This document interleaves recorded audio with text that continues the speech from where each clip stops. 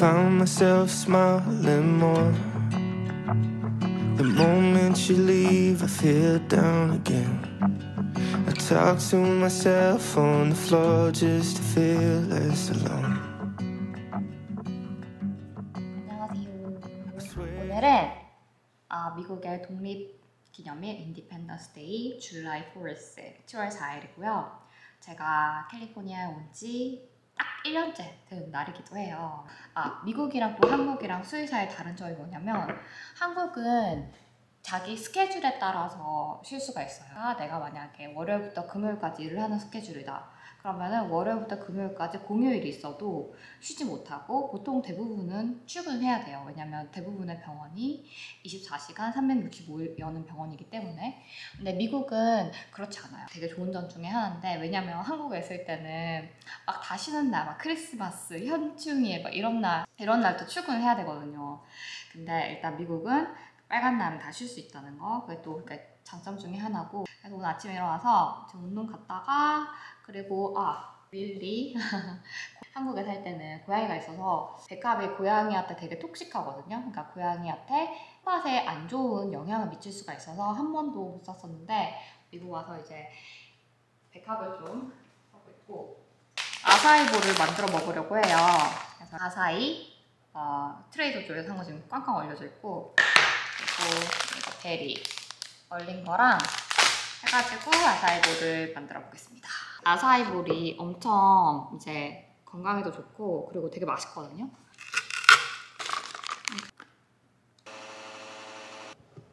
지금 갈렸고요. 트레이더조에서 산 거 그래놀라인데 엄청 맛있어요. 엄청 크리스피해요. 여기 베리도 완성되었습니다. 완전 건강식.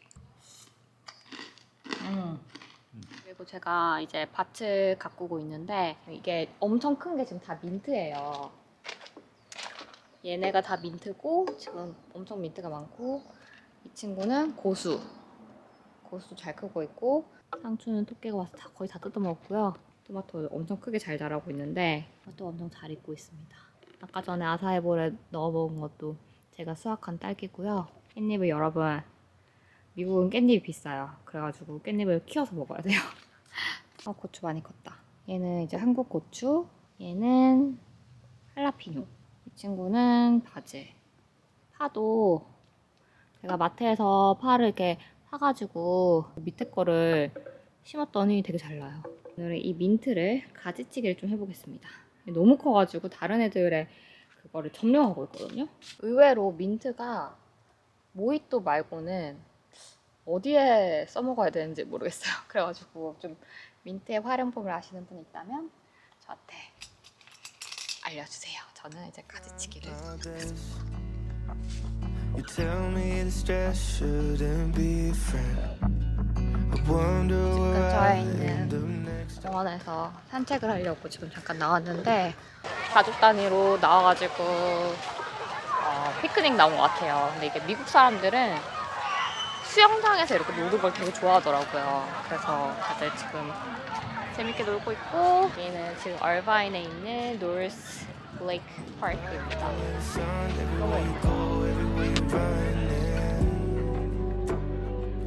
제가 오늘은 캘리포니아 온 지 1년째 되는 날이니까 지금까지 받은 질문 중에 가장 많이 받았던 질문 3가지에 대해서 답변을 드리고 싶어요.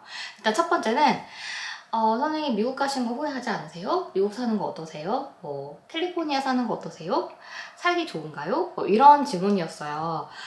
일단은 미국은 너무너무 큰 나라니까 미국에 대해서 제가 제너럴하게 말씀드릴 수는 없어요. 그렇지만 제가 사는 캘리포니아 지역, 특히 남부 캘리포니아의 오렌지 카운티 지역은 살기 정말 좋습니다, 여러분.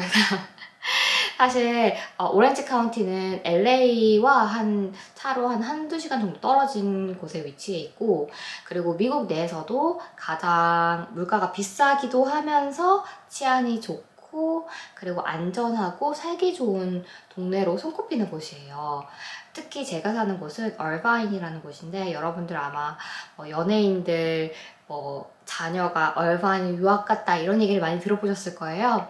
그 정도로 교육열이 되게 높고 그리고 안전하고 미국 내에서 사실 여자 혼자서 밤에 돌아다닐 수 있는 곳은 거의 없거든요.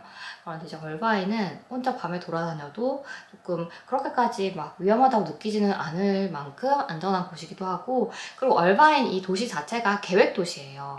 그래서 길도 넓고 뭔가 신호체계도 잘 돼 있고 마을도 되게 예쁘고 그래서 살기에는 너무 좋습니다, 여러분. 자, 그럼에도 불구하고 뭐 물가가 비싸다는 단점은 있지만 저는 미국에 처음에 오시는 분, 그리고 뭐 유학을 오신다거나 이주를 계획하시는 분들이 있다면 얼바인을 정말 추천을 드려요.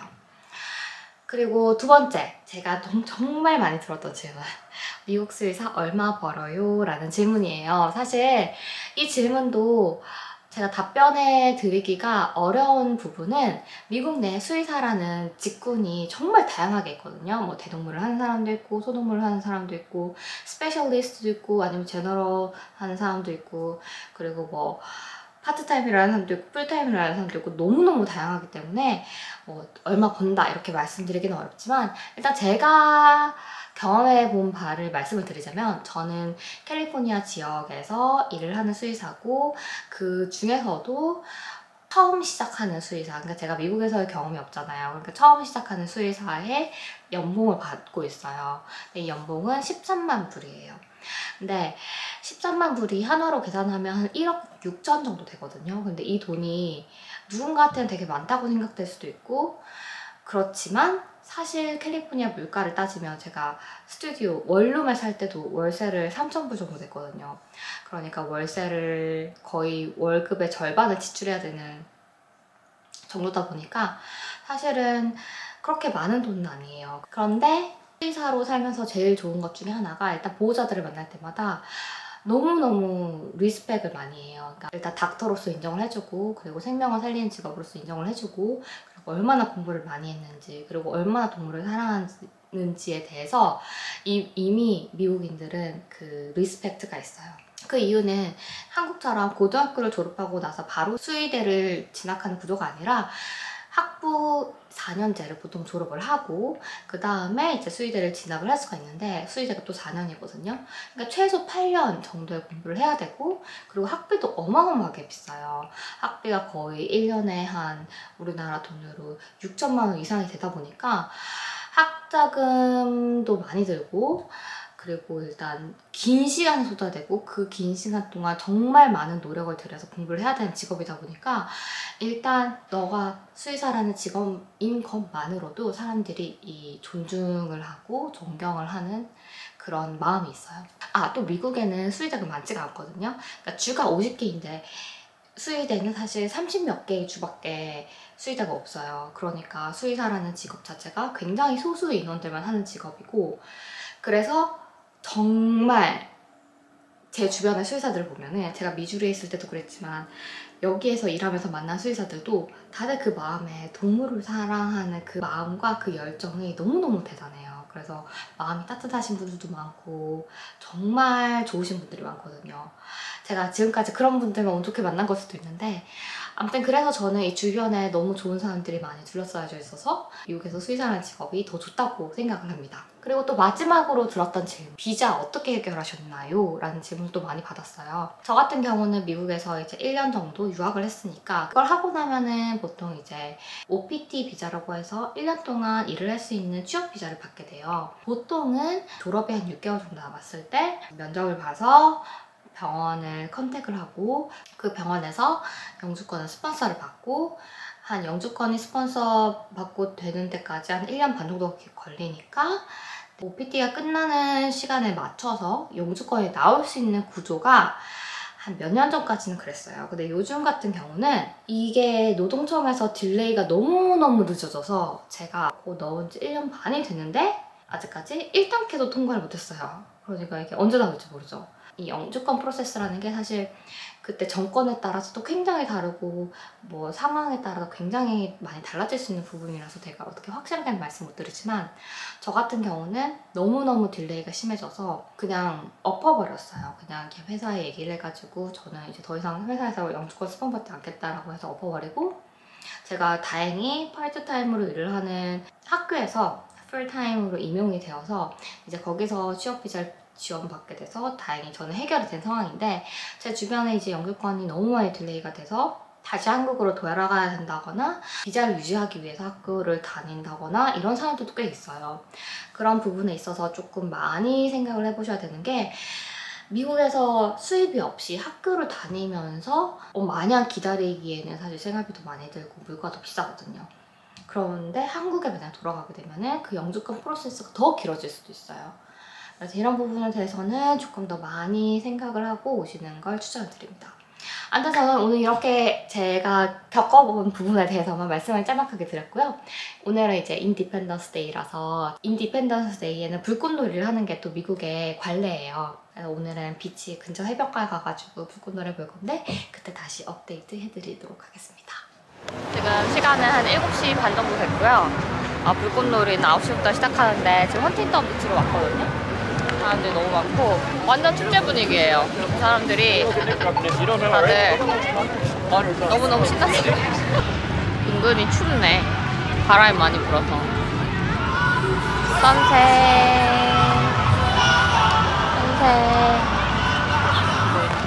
1분 남았습니다.